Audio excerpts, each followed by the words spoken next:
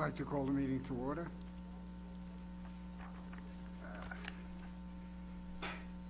Pursuant to the New Jersey Open Public Meetings Act, NJSA 10:4-10, adequate notice of this meeting has been provided by advertising such notice in the Home News Tribune, the Asbury Park Press, the Board Office, the schools, and on Cablevision 118 and Verizon Fios Channel 24, and by filing such notice with the Township Clerk.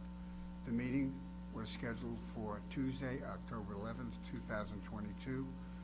The Board will take formal action on payment of bills and other agenda items. Joe? Thank you, Mr. Weber. The Old Bridge Township Board of Education acknowledges that the law of this state establishes that members of the public, including members of the board, have the right to record public board meetings using audio or video recording devices, provided that that act of recording does not interfere with the business of this public board meeting. Therefore, the board makes it known that any such recording is to be considered the private recording of the individual and in no manner represents the official record of this board. The board therefore takes no responsibility for such private recording and completely disavows any future use. Thank you. Roll call. Ms. Burns? Present. Ms. Callie? Present. Ms. Francisco? Present. Mr. Giordano? Here. Ms. Lent? Present. Mr. Marqueta? Mr. Marqueta called me. He's not feeling well. He will not be here tonight. Mr. Slade? Here. Mr. Silikowski? Here. Mr. Weber? Here. Quorum exists. All right. Please stand for the Pledge of Allegiance and remain standing so we can honor the people who have passed.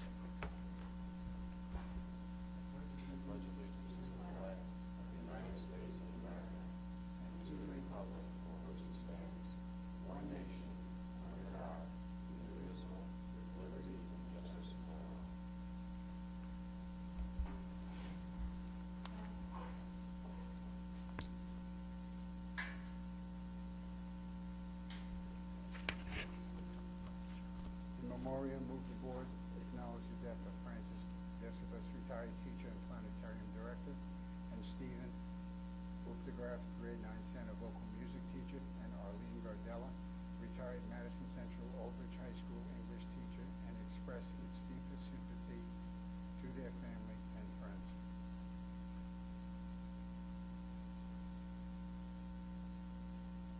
Thank you.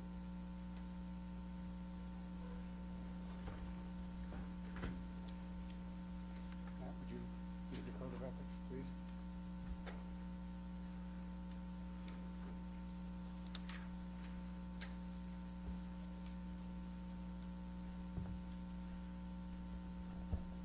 Okay, the board refer all complaints to the chief administration officer and act on complaints at public meetings only after failure of the administration solution. Thank you. Is there a motion to approve the minutes?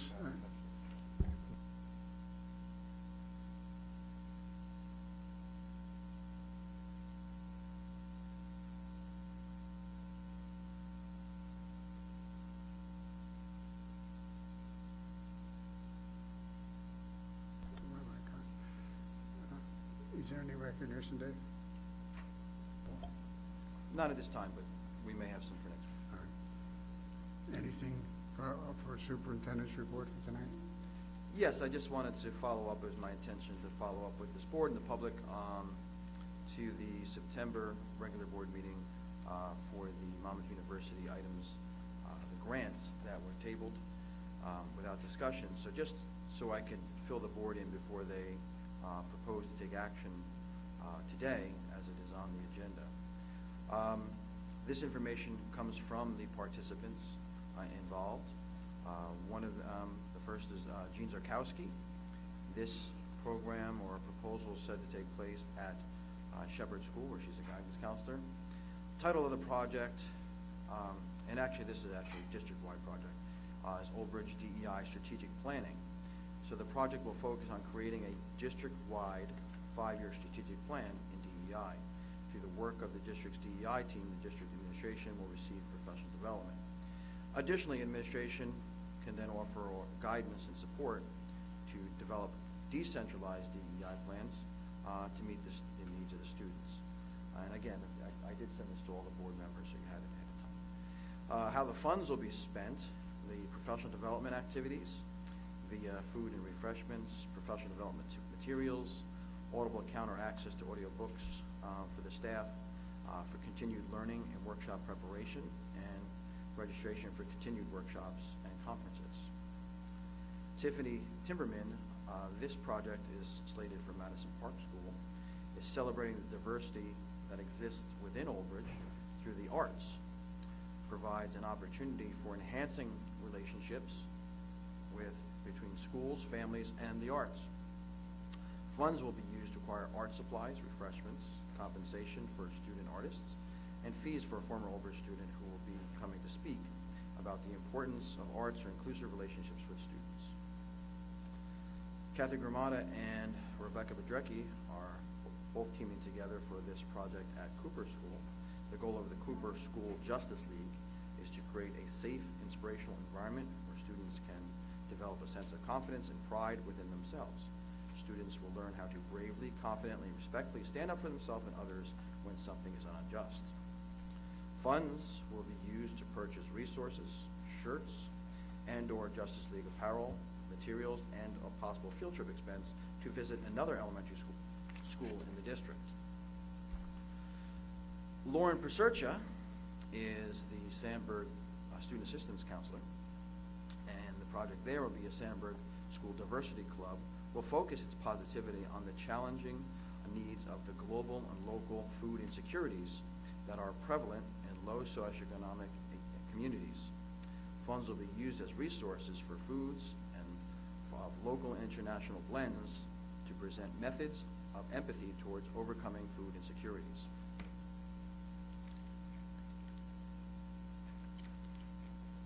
So points of information that I just wanted to advise the board and the public that these teaching staff members attended a 2-week professional learning opportunities during the summer of 2022 on their own time.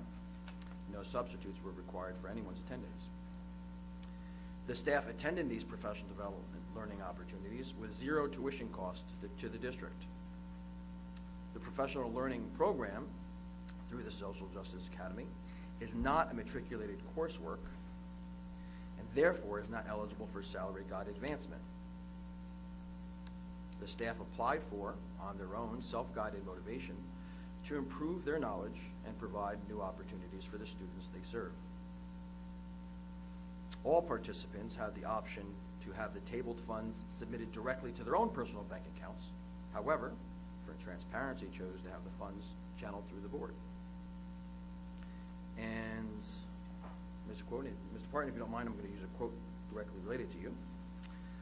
The quote Mr. Parton provided for recent correspondence on this motion stated that board members have the right to understand the work for which they are approving a district expense in terms of tuition and/or salary guide credit, but that is the limit to the board's role.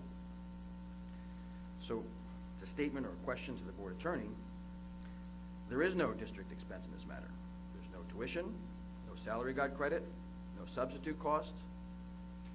So I, as a superintendent representing the district, I propose that you are, on this motion, merely asking to accept the money, not approve the funds, which the staff members did all the work for and satisfied every requirement along the way. Is there any questions on this portion of my I'll presentation? discuss it when we get to the item, so the board can share whatever their opinions are. All right, is there any correspondence? I'm not finished. Oh, go ahead, continue. We do have some preliminary data, and it will be used for next week during the superintendent's report on the standardized testing and where we're at. But some of the preliminary data from the EZCBM I thought was just came in. I thought was good for as we look at learning loss in elementary and in this particular area, in the area of reading. In a normal school year prior to the pandemic, you'd look for 80% of the students to be reading on grade level at this time in a normal year. Our data showing us that at this point, kindergarten students, 89% are reading above grade level, or at grade level or above. 63% in first grade, 78% in second grade, 79% in third grade, 84% in fourth grade, and 86% in the fifth grade. So you see that of the of the sixth grade levels, of that, only one is not at or above grade level in that statistical area for the first grade. So we have put in more measures in place with phonics reading and lively letters, and we were confident that we'll be able to address that in a quick manner. Just showing that the board's initiatives for some of our summer programs, our after-school programs, and the programs we put in place for during the RTI have already had an impact on that and brought us basically where we were prior to the pandemic in the areas of reading for elementary. Lastly, informing the public, and the board is aware as well, that the demographic study and the facility use report will be placed on the district website tomorrow for anyone to peruse prior to the strategic planning on Thursday. Thank you. That concludes my report.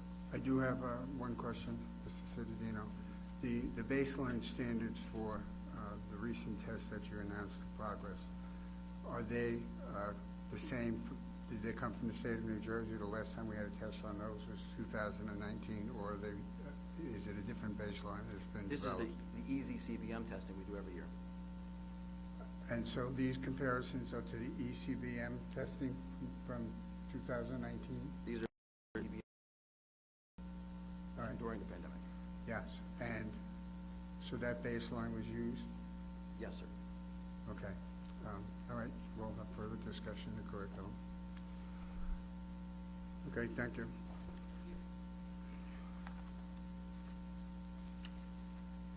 No correspondence, Joe? All right. Committee reports we'll have next week. All right, hearing of the residents on agenda items only.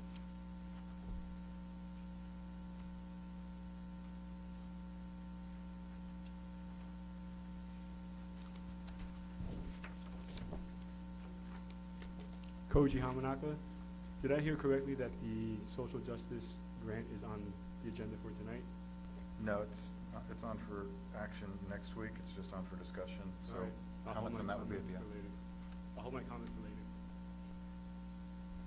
Is there anyone else? Seeing no one else, we'll move on. Policy? Policy committee. Sorry. Policy committee is going to meet next week on the 18th, and then there'll be some first and second readings on your November and December agendas. Okay. Have we decided where that policy meeting is going to take place? We have to advertise that meeting. The last one was in your administrative conference room. That seemed to work.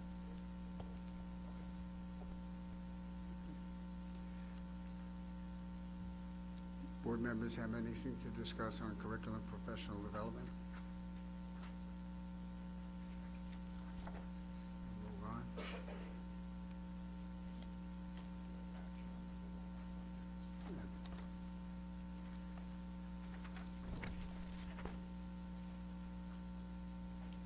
On finance, I'll move that the board approve the following bill list dated October 7th, 2022 be approved.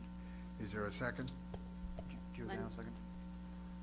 Is there any discussion by any board members on the amount of money to be approved? Hearing none, roll call. Mr. Slade? Yes. Mr. Solikowski? Yes. Ms. Burns? Yes. Ms. Kelly? Yes. Ms. Francisco? Yes. Mr. Giordano? Yes. Ms. Lent? Yes. Mr. Weber? Yes. Resolution 1 passes.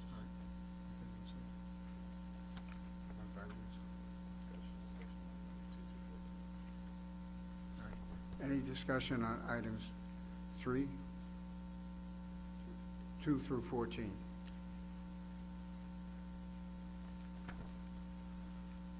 Hearing none. Roll call. No action. All right. All right, we'll move on. Athletics. Any discussion on athletics?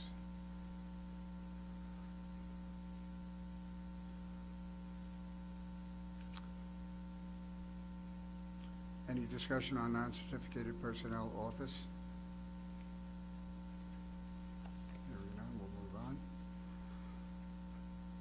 Non-certificated personnel. Is item 4 on our agenda?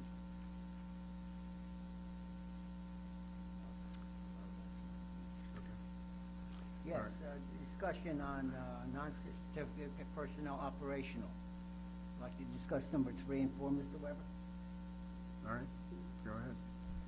Okay, move the board, extend the employment of Mr. Rios Weber as long-term substitute.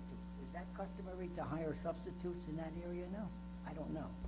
We have had 2 employees out on a long-term basis, one who is unpaid and another one who's been on workers' comp for over 7 months. So we've been down 2 field members for that period, and we could not function any longer without bringing in substitutes to replace them. So these people are working every day then? Yes, they are. Okay, thank you. Any other discussion?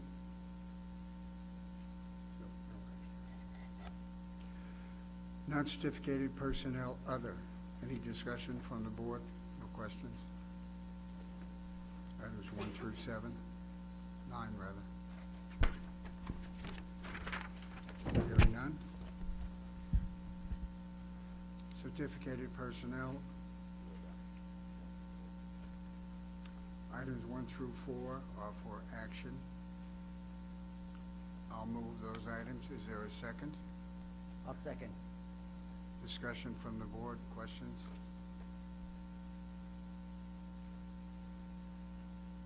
Hearing none. Roll call. Ms. Burns, Yes. Ms. Callie, Yes. Ms. Francisco, Yes. Mr. Giordano, Yes. Ms. Lent, Yes. Mr. Slade, Yes. Mr. Silikowski, Yes. Mr. Weber. Yes. Resolutions 1 through 4 pass.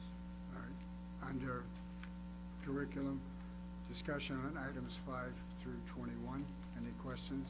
Yeah, discussion. On number 5, I have 2 retirements coming up.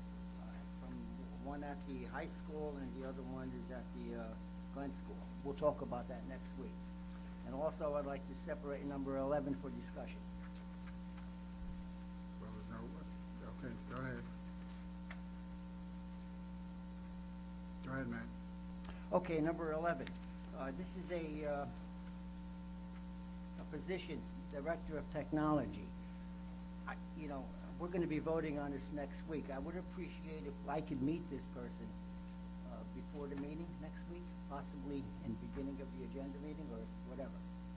I mean, this is a person that's going to be controlling a lot of money in technology. I want to meet him. I've never met this fellow. Thank you. Any other discussion from the board members on any other remaining item? Hearing none. Non-certificated personnel transportation. Moving on, transportation. Any discussion on items 1 through 3? Hearing none. Move on to supplies, equipment, and services. Items 1 through 4. Is there any discussion?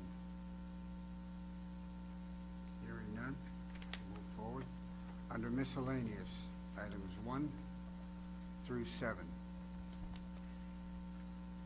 Any discussion by the board? I have a question about number 4 and exactly what that entails or what it's referring to.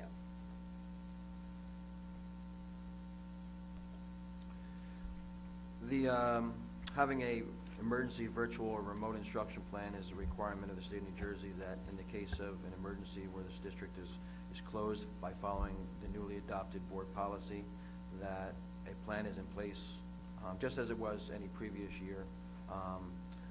They call it prior to the pandemic, really the pandemic plan, but in the change of it, they've called it the virtual remote learning plan.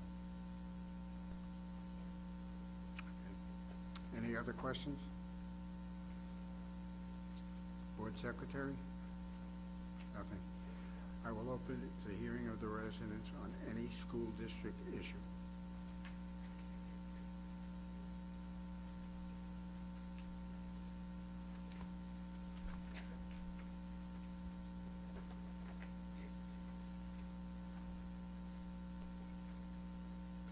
Koji Hamanaka.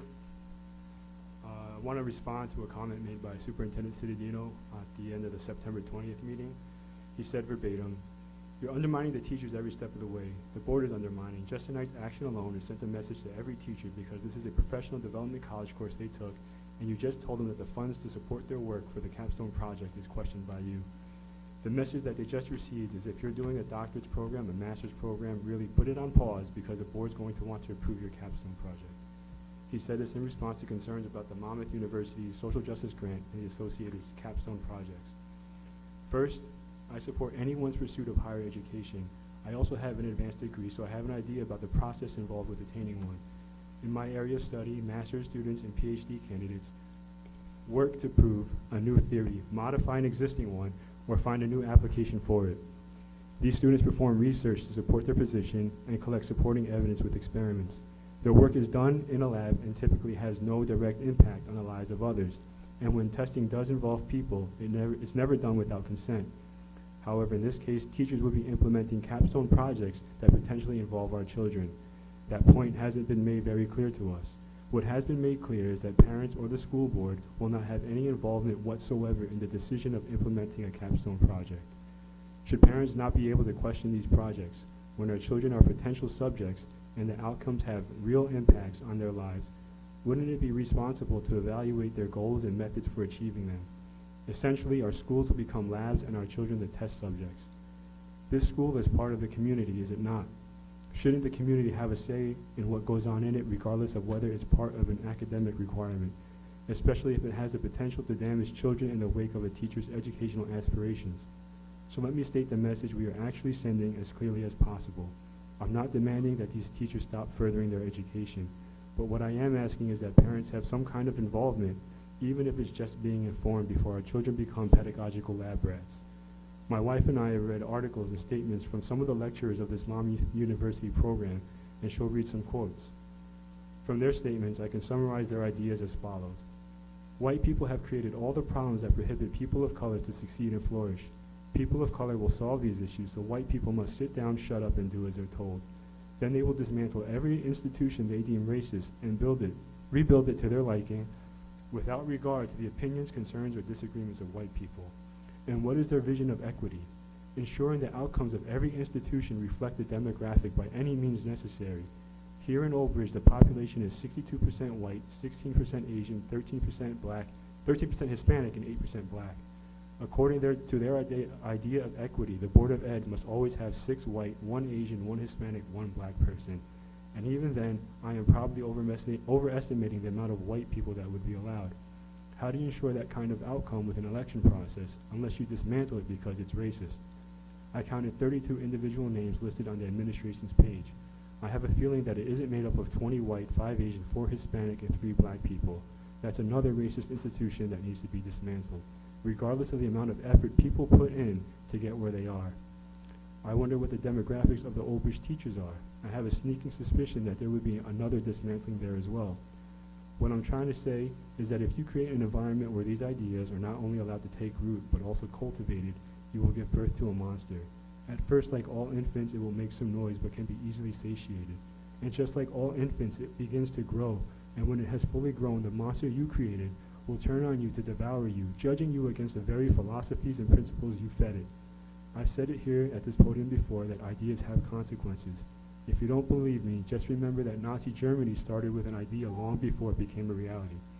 There is much more to this than many of you may realize. Have you taken a close look at the principles, beliefs, and values that these ideologies wish to convey? If you did and you still support it, these next words aren't for you. But if you blindly support or reject it, I highly encourage you to go look for yourself and see what they truly want to import into our schools. I am more than willing to talk to anyone, whether you agree or disagree, share my resources with you, and discuss the matter further. There is a saying that goes, in the land of the blind, the one-eyed man is king. I want all of us to have at least one, if not both of our eyes open. Thank you.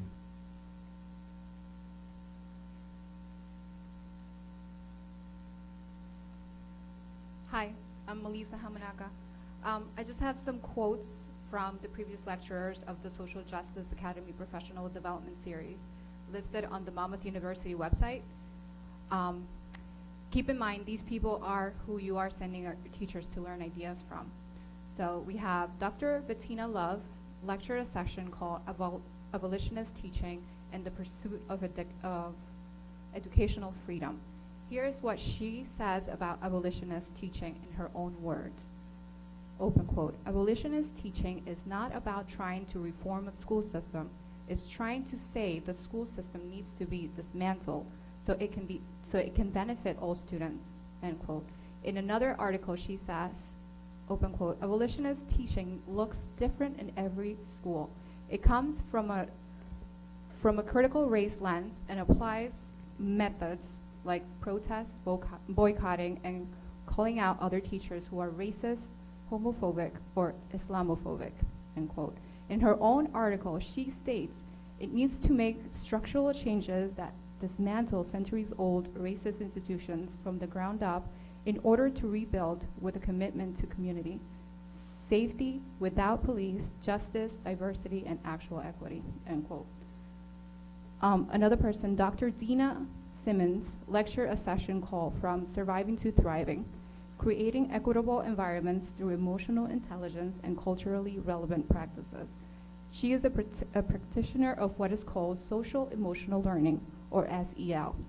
Here is a quote from her own article titled, Why SEL Alone Isn't Enough. If we laud SEL for how it supports youth with career, business, and economic success, we must also reckon with our blind obsession with capitalism and its relationship with the white supremacy upon which it was built. So a proponent of SEL clearly states that it alone is not enough, and it must also come along with some of other ideologies. I've heard some here, including this year's Board of Ed candidates, state they own small businesses. I'm sure they will love nothing more than for their children to start coming home, castigating them for contributing to the oppressive and racist institution of capitalism. Nicole Hannah Jones, another speaker with a lecture called Combating Racial Injustice Through Education, is the author of the 1619 Project, a revisionist version of history that claims, in her own words, one of the primary reasons the colonists decided to declare their independence from Britain was because they wanted to protect the institution of slavery. She believes, quote again, racism is embedded in the DNA of this country. I wonder what teachers of true history think about that.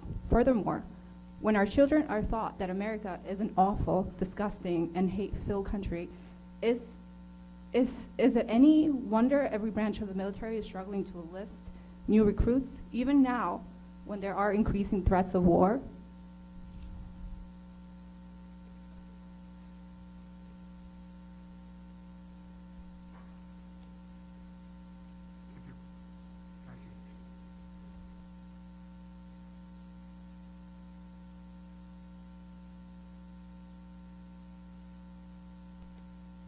Good evening.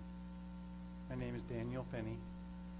Dear board members, I was not aware of the candidate night question and answer session held here in the studio last week until the last minute, but I watched it on YouTube afterwards with interest. I would like to ask how this event was advertised to the community. If it was not by email or visible on the website in advance, how was the wider community expected to participate or benefit? My understanding is that the Old Bridge Board of Education Association sponsored this event, that the Old Bridge Board of Education Association is endorsing several candidates. Also, that the public did not have the benefit of knowing who the authors of any of the questions were, or that the only questions directed to specific candidates sounded like hit questions, a lot like last year, and just happened to be directed to the only two sitting members who voted down the K-8 curriculum in the unanimous board vote. Or that many of the questions submitted to the email provided, that's the Old Bridge President's Council at Gmail, including mine, were discarded and not asked. So I would like to ask who specifically screened and selected the questions from the community I would like to ask how many questions were actually written by the Old Bridge Board of Education Association members. I would like to ask if any of the questions were disclosed to any candidates in advance. I would also like to comment on two specific questions that were asked. The first was, do you think we should teach religion in public schools? The inference was pretty obvious to any participating over the last couple months in these board meetings, where values and social norms have been at the heart of the discussions. For the record, I want to state I never heard nor know of anyone suggesting that you should. I think it's important to ask the right questions and know what is behind those questions. And then for the last question, and that would be the last word for the evening, the question was, do you think we should teach inclusion, diversity, and some of the other buzzwords associated with the LGBTQAI+ agenda? But many parents now, including myself, after some investigation, are more aware of what those well-meaning and good words really are intended to usher in. And it's not the nice ring that you hear, nor a reality that is brought by the consequences of indoctrination, undermining faith values, or sexualization of our kids. For the benefit of this board and those watching, I would like to share the questions that I did submit. And my first question was, do you support the current board's decision to vote down and not approve the new liberal agenda curriculum for grades K through 8? And the next question is, would you make a motion or support a motion to review the high school curriculum for both content and intent to ensure our Old Bridge kids are not being subject to indoctrination and ideology that undermines the vast majority of parents' values, beliefs, and importantly, the focus on academic studies? Lastly, I asked, what is your motivation to serve the community in this way, considering the commitment of time, energy, and emotional investment? Thank you. God bless you. God bless our children. God bless our teachers. And God bless America. And I would like to submit this for the record. I have my email address on it if I could get some of the answers. Mr. Parton, I'll have you add in, but I don't know, the questions aren't directed to the board. These aren't this was not a board district sponsored event. This is an independent event. We don't have anything to do with the questions you've asked. Fair enough. I appreciate that. I guess my question to the board then would be, have you considered, or would you consider maybe an additional candidate night that represents the wider community from a non-conflicted party? I would suggest that, I know there's another candidates night in this community. It's anyone, any group can host a candidates night and invite candidates. It wouldn't be non-biased if we hosted our own and the administration hosted one, or the sitting board members hosted one. So I think that's why it's done independently outside. So if any organization could host one, it's up to the candidates then to attend. Okay, thank you.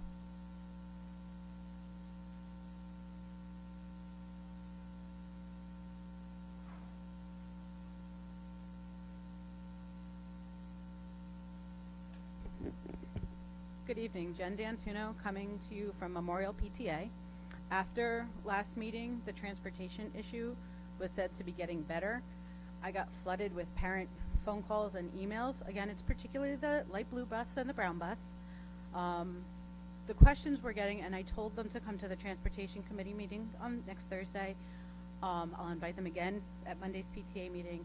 If we have 2 bus drivers in the morning to drop people off at the school, because one bus isn't getting off in the morning and another getting off in the afternoon, why are we still having the issue in the afternoon of only one driver for the 2 routes? And parents are just very frustrated. Like, when I spoke in a few meetings ago, the bus route that was first now got switched to being second. So of course I got told it was all my fault, which is fine. But again, it's not getting resolved, at least for Memorial light blue and brown bus. So just to let everyone know that it is still an issue. Thank you. I would suggest that you have the contacts, the parents contact Marlene Steele, the Director of Transportation, to discuss this. You can bring it up here, but it's very difficult. We transport almost 9,000 students a day. Relay the issue to her, and if the parents are unhappy with the decision, she usually refers that decision to me, and we try to work out some type of resolution if it's possible. Well, 2 of the parents also came tonight, and sorry to put you guys on. They're being told by transportation to call the principal. Principal's telling them to call transportation. They feel like they're going in circles, so they know I spoke up a few meetings ago, so they came to me again. And we've, after a few meetings, that we were told to go to the transportation committee. So that's who we're going to go to, but also just to respond to the comment that it was getting better, Memorial community feels that that part isn't. So I was just relaying information. I would still suggest that the parents, if they're unhappy with Mrs. Steele, contact my office and we can talk about what the situation is. All right?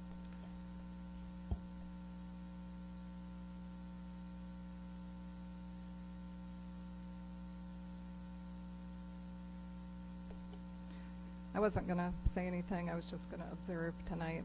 But my husband and I were at the September 28th meeting. Can you just state your name for the record? I'm Carolyn Mack. My husband and I were here the 28th. First, I want to thank Koji and your wife.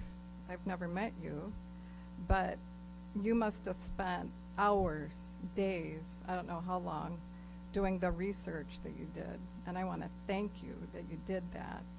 Most of us, if we're working jobs and we have families, do not have the time to sit down and do that kind of thing. A board meeting, as important as it is, for most of us, it's the last thing we want to do when we get home at night after working. But we do see the importance of what's happening, and we see what's happening to our children, the indoctrination that is going on. The Social Justice Academy is what raised my antenna. I don't know, I've never been to a Social Justice Academy. I've read about social justice teaching. I don't know how many of you have been to a Social Justice Academy, but it makes me incredulous how far we have gotten from reading, writing, arithmetic, science, the things that our kids actually need to get a job, to graduate successfully, get into a good college, get a good job. I was aghast to learn a couple months ago about furries in schools, where teachers are even encouraging kids. You want to be an animal? You can be an animal. You can be whatever you want. You want to be a unicorn? You can be a unicorn. And it sounds like a joke, but it is going on in our public schools. Kids really think they can be a dog or a cat, and they're showing up for school dressed as animals. And the teachers indulge them and encourage them that, yes, if this is what you want to be, and the other students are being told, don't make fun of them, don't bully them, be nice to them, accept them, which I'm not standing here saying those kids should be mistreated in any way, but to be encouraged that they can be an animal. Like my husband said, how can a unicorn go get a job? Who's going to hire a unicorn or a kid who thinks he's a dog or a cat? And this is what our schools are producing today.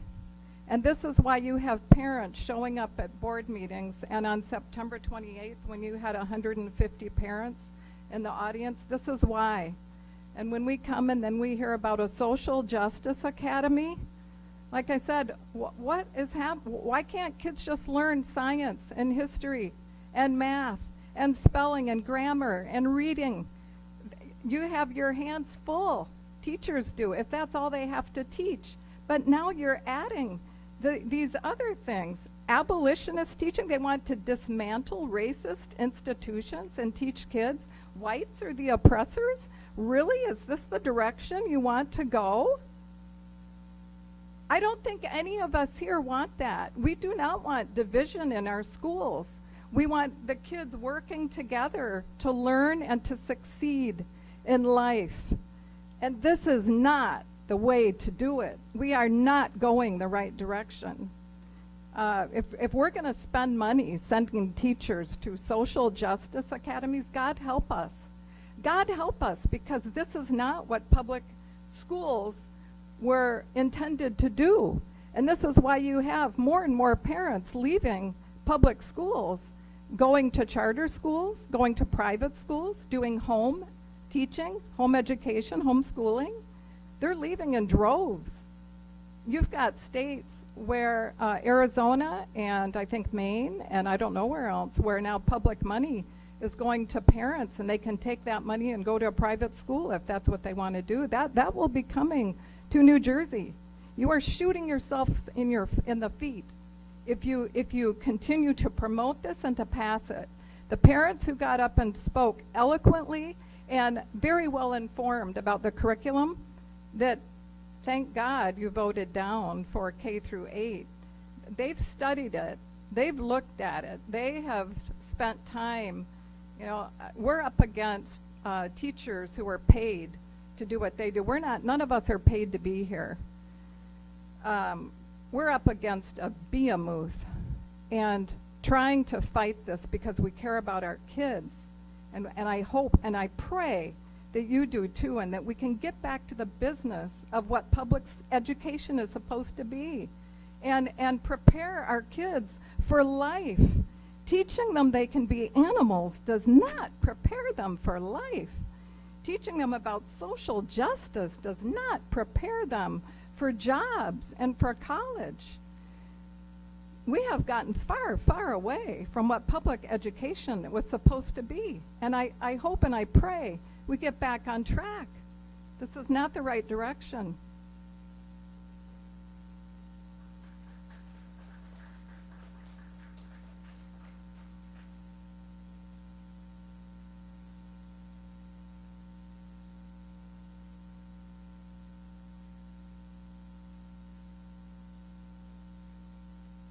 Hi, Kelly Ellis, Foster Oak Ridge. You know what, I'm not going to counter some of the statements today. I think just some of them were factually inaccurate of what actually happens in our school, not what there's assumptions or fears of. So I just wanted to talk about a few things that we don't seem to talk about anymore. And that's what's really happening in our schools. So just some things that I looked around and brought up is that the Oak Ridge High School Lollipop Shop's back open. The OBHS ShopRite school ShopRite is operational. There's a new sensory hall at Memorial. Miller School students just recently virtually met with Wandale from the New Jersey Giants, but they can call them the New York Giants. All of our elementary schools are doing hands-on STEM activities. Shepherd School did an All About Me bag. There are multiple elementary schools using the Spake Maker rooms. There's the Jonas Salk Middle School Peer Leaderships class started again. There's a sensory garden at Chirra School. Unified programs at Shepherd, Chirra, and Oak Ridge High School received national recognition as a unified champion school program by special education. We've had amazing seasons so far for the Oak Ridge High School girls: soccer, volleyball teams, tennis, field hockey, and gymnastics. Boys track, field, football, and soccer, and the Oak Ridge Marching Knights.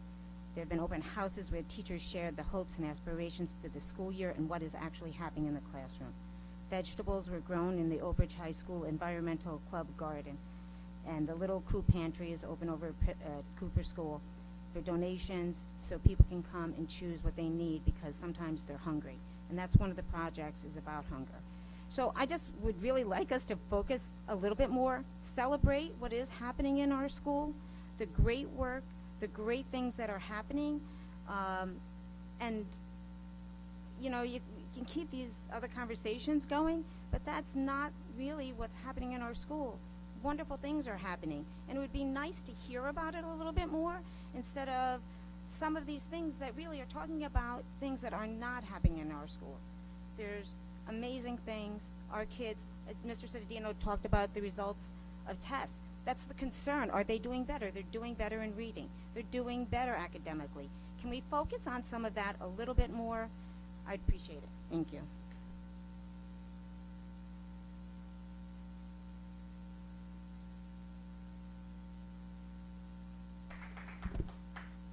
Andrew Lewis, President of the Old Bridge Education Association. Want to make that clear. I asked that the board president follow the hearing of the residents guidelines. I don't know why what happens in Arizona matters to our schools here in Old Bridge. Thanks the last speaker for spreading some good news and some truth, because there's a lot of people speaking here at board meetings that have false information, dishonest information. I think it's harmful to our students, to our staff, to you as board members, to the community. So there are bylaws for the hearing of the residents, and I ask that the board president start enforcing those when people are up here spreading false information.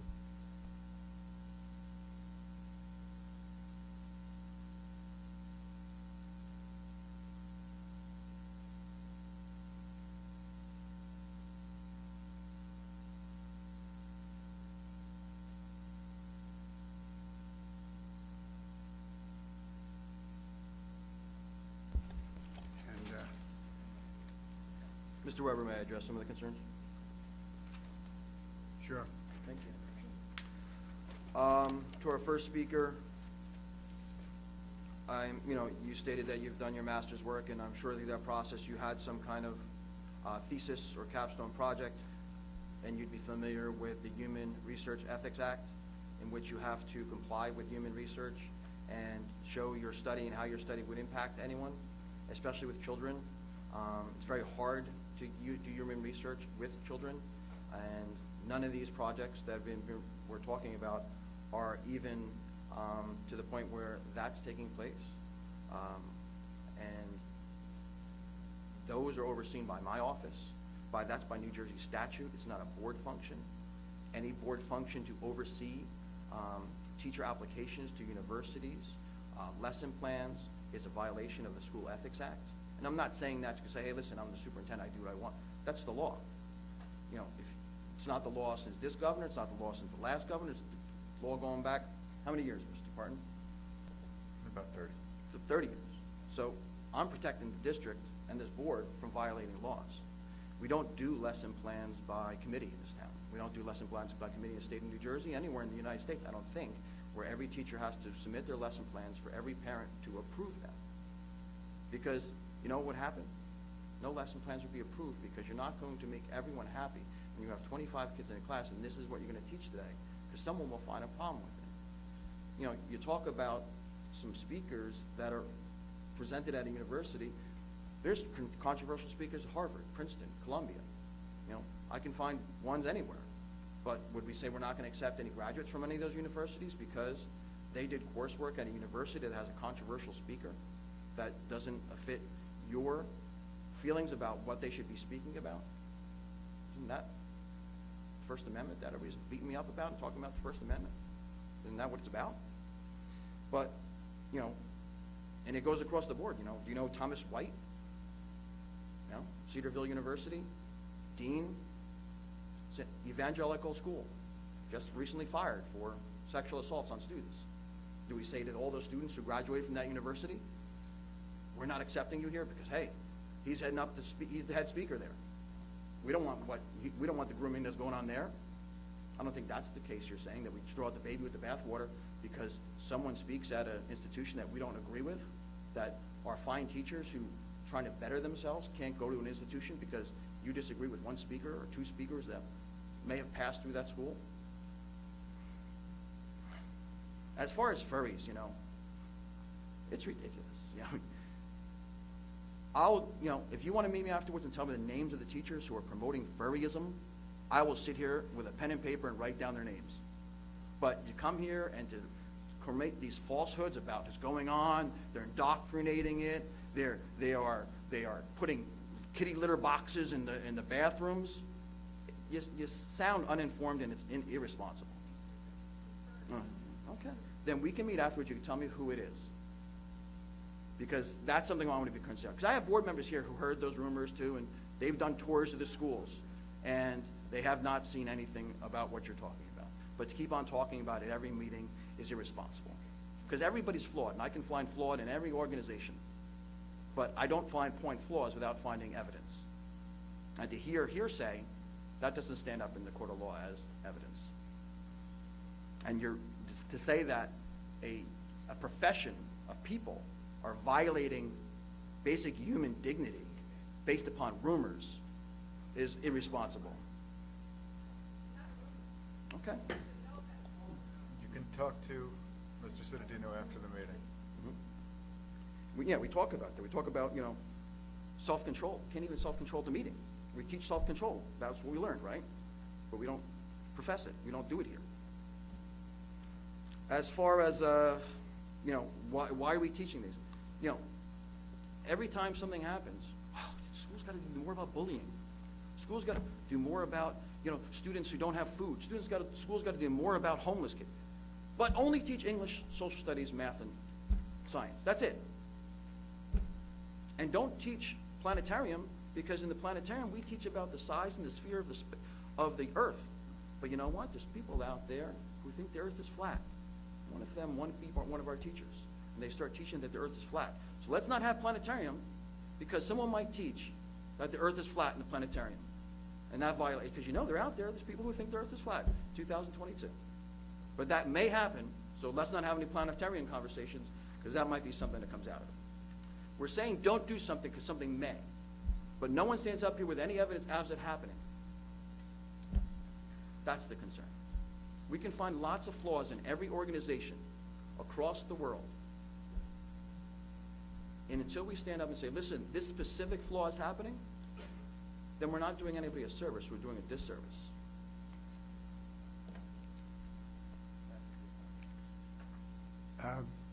Mr. Copernicus, Polish astronomer, 1603, proved that the Earth was round, and that was the end of flatline history.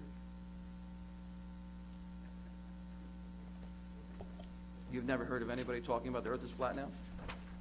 Not anybody I know except you. No, you're not reading much.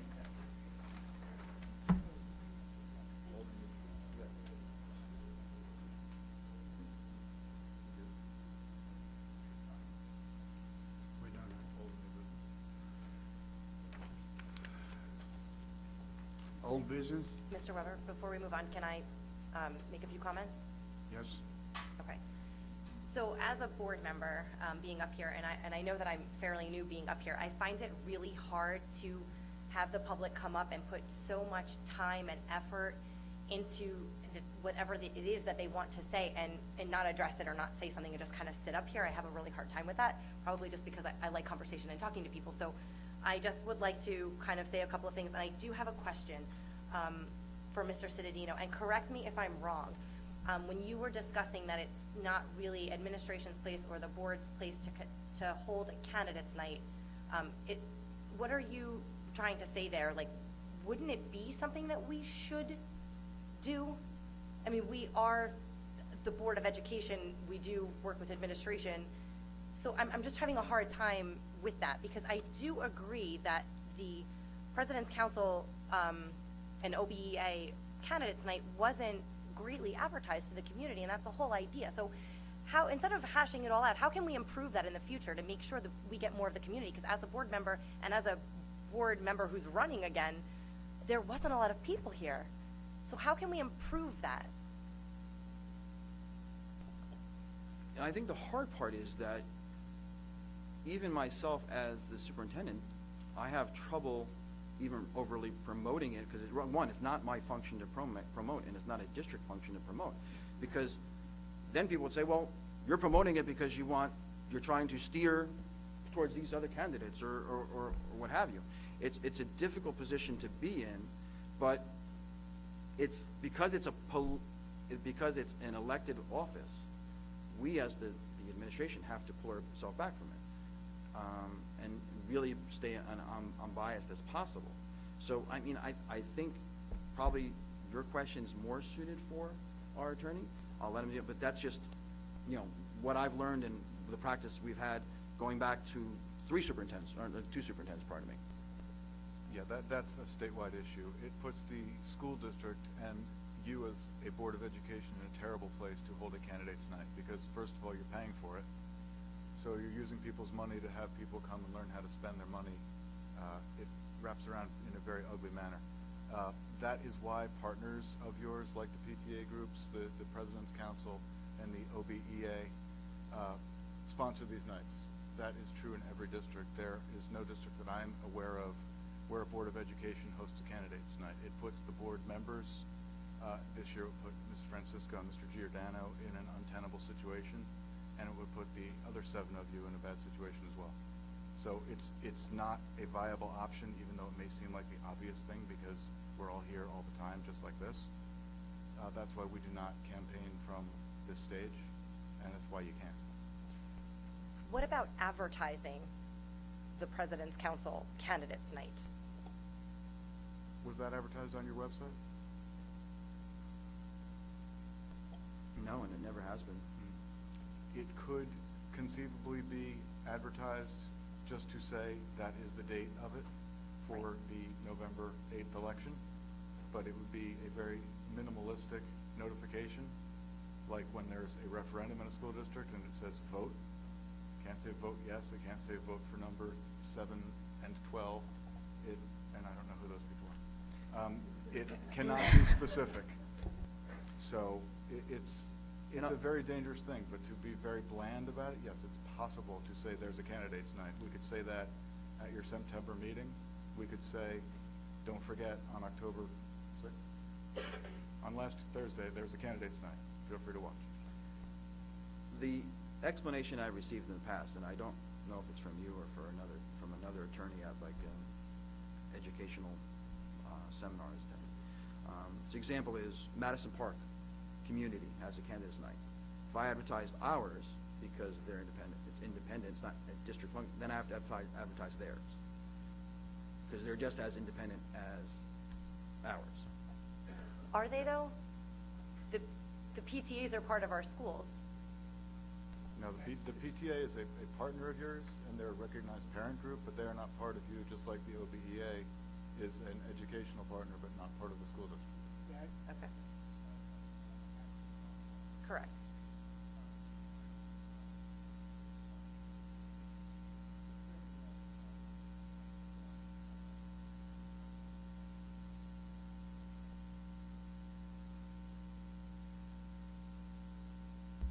Madison Park has about 900 homes in the park itself. In addition to that, they have 2 other developments now that brings that group of people. It's about 1,200 people who live in that and send your children to that school. I've been in town since November of '74, and that has been in place when I got here. Years ago, and I heard about maybe 50 years ago, the most probably effective debate or candidates night was held by the League of Women Voters, and that's gone by the wayside, as I said, probably over half a century ago. So, short of finding some miraculous group that really has no interest other than the interest of the whole town and the whole district, I don't know what better you could get than to find somebody of that caliber to have a universal one.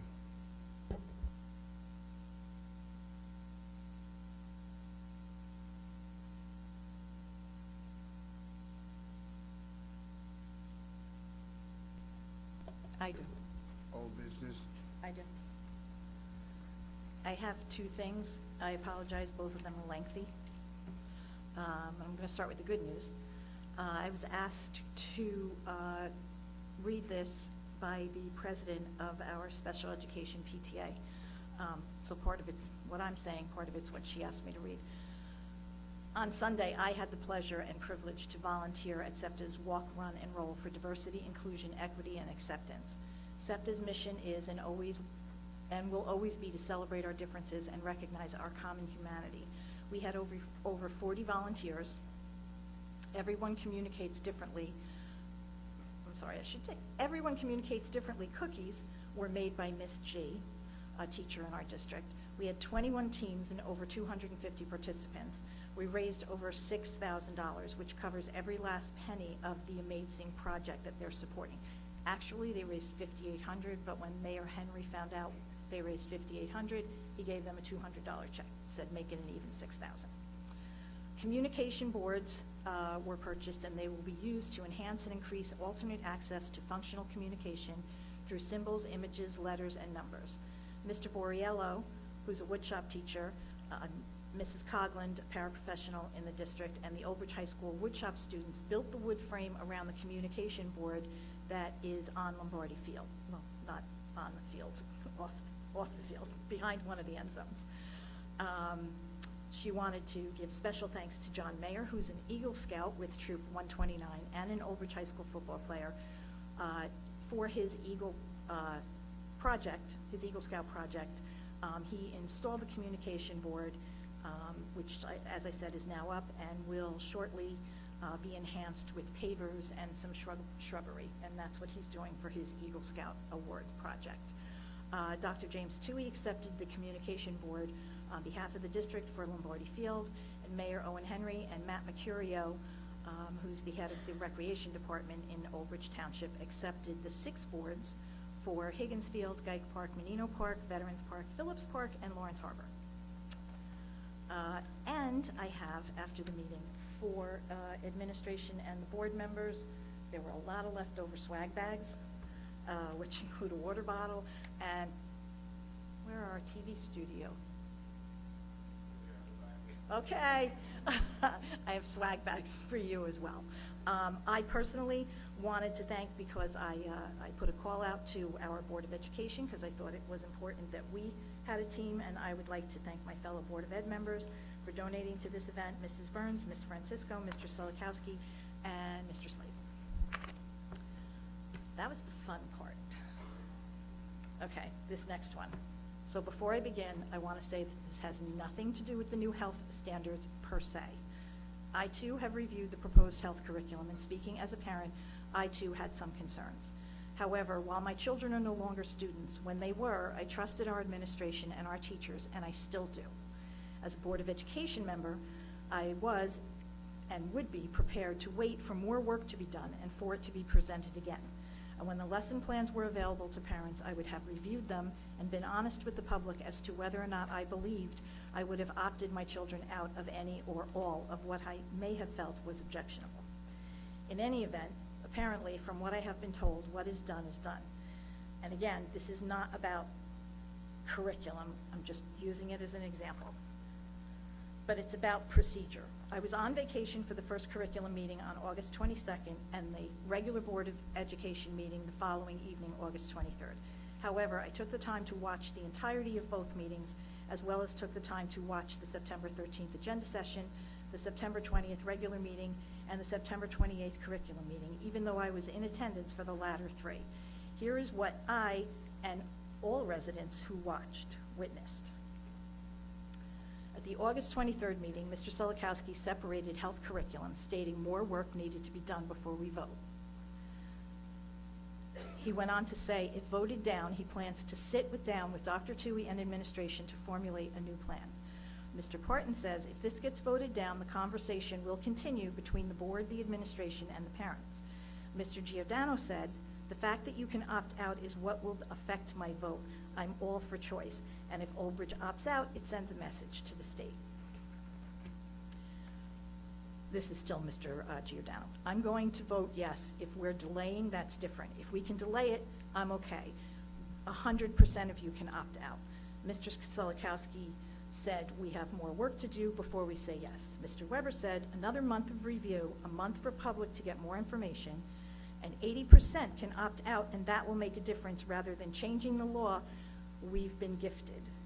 Mrs. Burns, who was also away for the curriculum meeting that was the night before, asked several questions and stated that she was voting no in order to continue the discussions for a month.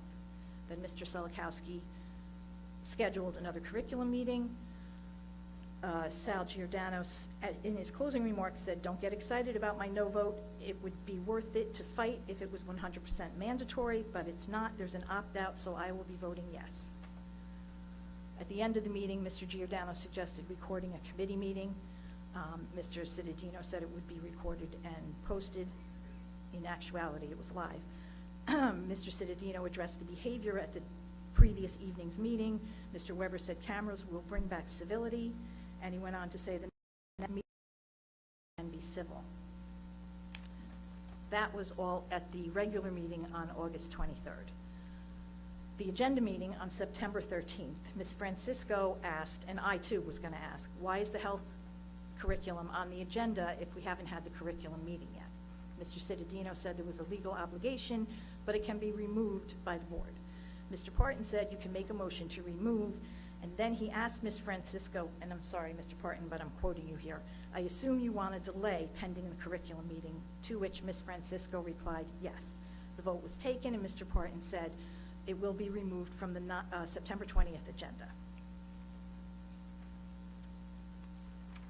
Sorry. Since the curriculum meeting last Wednesday, I've heard from many, many parents and residents who feel they have been misled. Despite the fact that some of my fellow board members feel that the curriculum meetings were civil and respectful, the recordings will show that they were not for everyone. If you stood up against the curriculum, people remained quiet while you spoke. However, if you stood up with any other opinion than that of the majority of the room, you were shouted at by other attendees. And I say majority of the room because 175 to 200 people is not the majority of the parents. It is the behavior at these meetings that instills fear in other parents, and that fear, coupled with the fact that the discussion at these recent meetings, heard by the people watching from home, that led people to believe that more work was to be done, is what kept many parents from attending. Parents with differing views were afraid to come out and speak, and believed they did not need to come out and speak because they relied on the statements from members of the board. Again, this is not about curriculum. I was not for the curriculum as it was written. It is about the fact that parents, as well as other board members, relied on statements made and were given specific impression that a vote had not occurred. That is until Mr. Solikowski ended the curriculum meeting, the September 28th one, by saying the vote had already been taken, we're done. Then 2 board members read prepared statements. Obviously, they knew we were done. But there are 3, maybe even 4 board members who did not know, and that were under the impression that the vote still needed to be taken.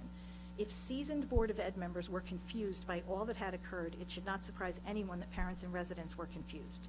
I've had people tell me that I have people tell me that, quote, the second curriculum meeting was a dog and pony show, unquote. Quote, the board pulled the wool over our eyes, unquote. Quote, this last curriculum meeting was just a shell game, unquote. Quote, where is the transparency that some of you used as a platform for election? These are not my words, but these are words of the parents who have reached out to me. I have also been asked that if the vote was already taken and this curriculum meeting was just for show, at what cost was it to the public? One parent told me they investigated and the cost was close to $2,000. I have no personal knowledge of that. The main question here is, if it was already a done deal, why the pretense of a second curriculum meeting? No matter which side of this issue I was on, and again, I was not in favor of the curriculum as it was presented, if I came out to speak to it and spent my evening away from my family and then found out that the vote had already been taken, I would be angry too. Mr. Parton has advised us that the minutes are the only legal account of what transpires at a meeting. However, if board members themselves are confused and they relied upon what was said and the explanations given before casting their vote, the recording has to count for something. What if we were discussing renewing a vendor's contract and the board wanted more information and was told we could remove it from the agenda pending a finance meeting and more information would be coming? And based on that, members voted to remove it from the agenda, but then we're told you voted to remove it, so you voted the contract down, there's no contract. Again, as for curriculum, that's a dead issue, but I think there needs to be clarification on the procedure that was or was not followed here, and there needs to be more transparency, not from administration, but from the board. Many people have expressed to me a continuing decrease in their trust in this board.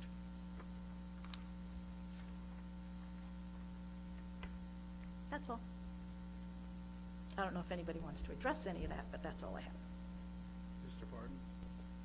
Yeah, the board members, and I believe some members of the crowd, have my September 30th response on this issue, because it did come from several people that there were some misgivings about what had happened, what was official, what people thought had happened, what people hoped had happened, what people understood to have been discussed. And everybody's entitled to that. And the central questions that you arrived at, is there more work to be done? Is there more discussion to be had? Are there more meetings? The answer to that's always yes. But there is no active vote before this board, and there hasn't been since August 23rd. You quoted a lot of people, including me. Appreciate that. But two of the quotes that are important from what you said, Ms. Cowley, and obviously your quotes are completely accurate, I do not dispute that in the least, are that Mr. Giordano and Ms. Burns, in the quotes that you selected, both talked about why they were voting no. And that is what they did. It was an 8-1 no vote on the K-8 health curricula on August 23rd. And then the curriculum committee convened. I think we had a false start for September 12th, give or take, and then it was actually held on the 28th to have more information from the administration, which you got in a PowerPoint presentation and questions and answers and lengthy discussion led by Dr. Tui. And you had input from the public, and you determined as a board whether any more consideration was supported by you. But the bottom line is that action was taken on August 23rd. I say that not only because I was here and I asked Mr. Solikowski if he wanted to table the motion. He said, no, I'm voting no. And then we voted. We separated item 3 under curriculum on August 23rd to take out all the curricula. Then we sub-separated that and Mr. Solikowski's request to take out the K-8 health curricula. That was voted on distinctly with 8 members present. 8 voted no, no voted yes, no one voted to table it. And then, just to be really clear procedurally, without any judgment on anybody, the board was presented in the 3rd week of September with draft minutes from the August 23rd meeting, which included everything that I just said.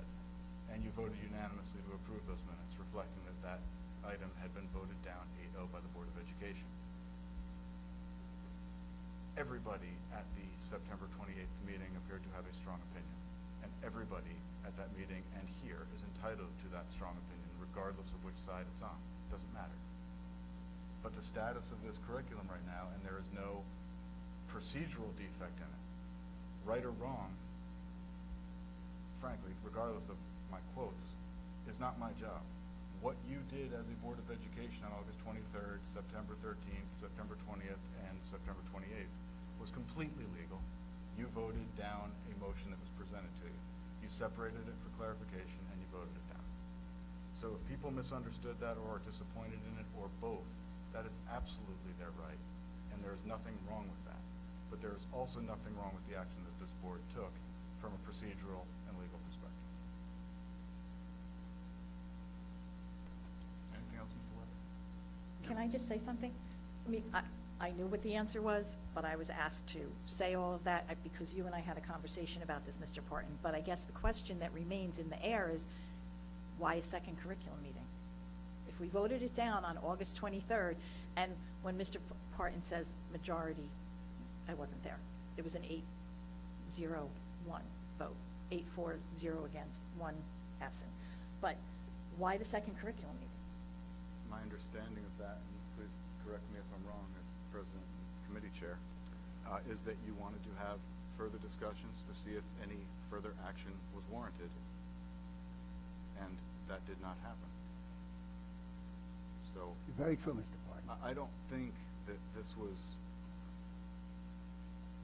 was not, as I said before, this was not a tabled motion where, all right, we got to get back to this on September 28th.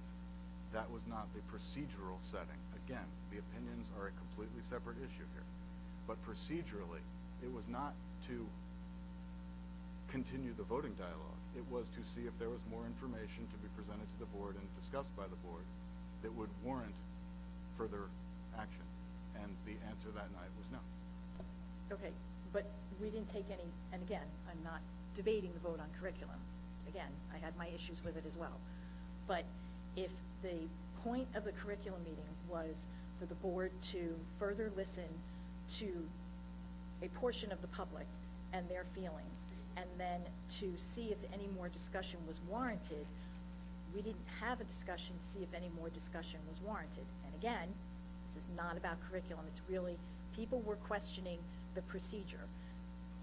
They were led to believe that more discussion would be had. Almost as soon as people were done speaking, after a very lengthy meeting, Mr. Solikowski said, "You don't have to worry about this, we already voted down, we're done."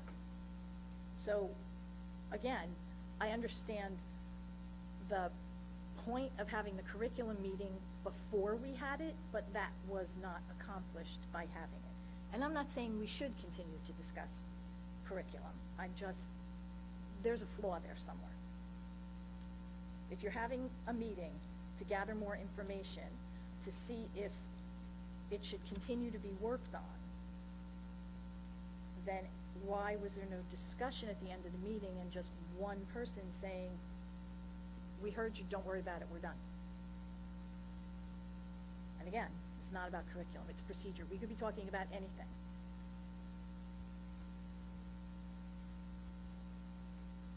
Hey, Chris, I have a question, just to address that. Couldn't any board member, after that second curriculum meeting, add it as a resolution? No, after. So after the meeting, we had the second curriculum meeting. If any board member here decided that based on the information that was given, they could request to have that resolution added to a meeting.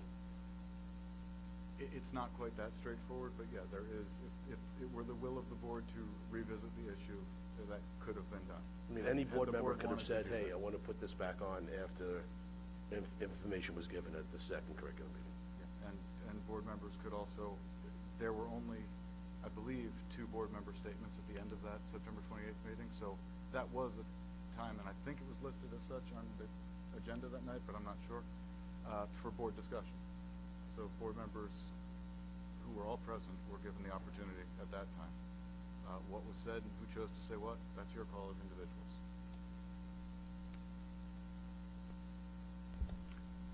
Are there any other board members who care to share anything with us? I do have a question. We were told by a member of the public that there's a transportation meeting on Thursday. Is that accurate?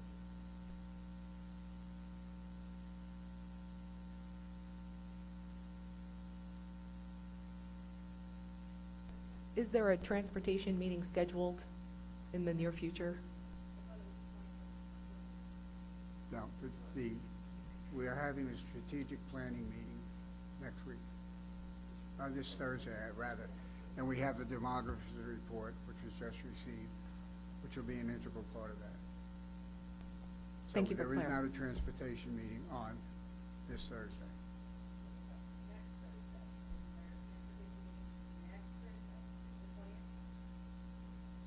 No.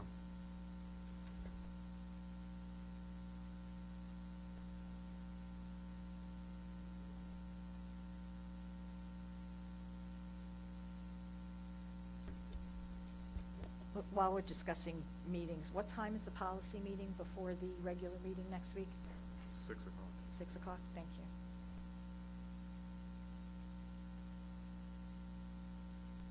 Yes. You and your wife send me the information you have and the research you found. Yes and yes to your candidate questions, and I'll send you the information for the other candidates night, and you or anyone else could advertise it as you see fit. And you brought up, which I also brought up at the candidates night, how we have to focus on real subjects. And unfortunately, most of the questions at candidates night were based on diversity and other related issues that we didn't get to talk about, the real school issues that I felt were important. Now, but, and back to the furry thing, while it is a minor problem, at least you didn't come up here and nitpick semantics that had no effect on the meeting. And back to what I mentioned, that when I voted no on the curriculum, I did that because I thought it was a legal obligation, but as I got more information, I realized it wasn't, and the only consequences were the deductions of CUSAC points, which are minimal, and if I think we have enough that it probably wouldn't even affect funding at that point. So right now I'm not really forced to vote yes, but as I've told people that have emailed me, the conversation isn't over, And also at candidates night, I mentioned that we shouldn't even be using tabling in our lingo because no votes are tabling votes, as we just established. We could always revisit it, and any board member could revisit that topic at any time they want. And that's it. Yeah.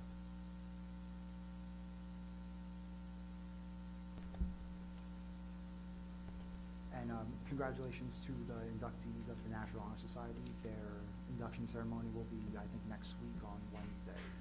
And of course, send me emails if you have any questions about anything. Thank you. Hearing none new business, I'll accept the We motion. do have one brief personnel issue in executive session, okay? So you need a motion for that. We're going into into closed session, and will there be any action taken when we come out? No. No. So we will not be reopening the meeting to the public. Thank you for coming tonight. Lent will move it. Weber, second. All in favor? Opposed? All right.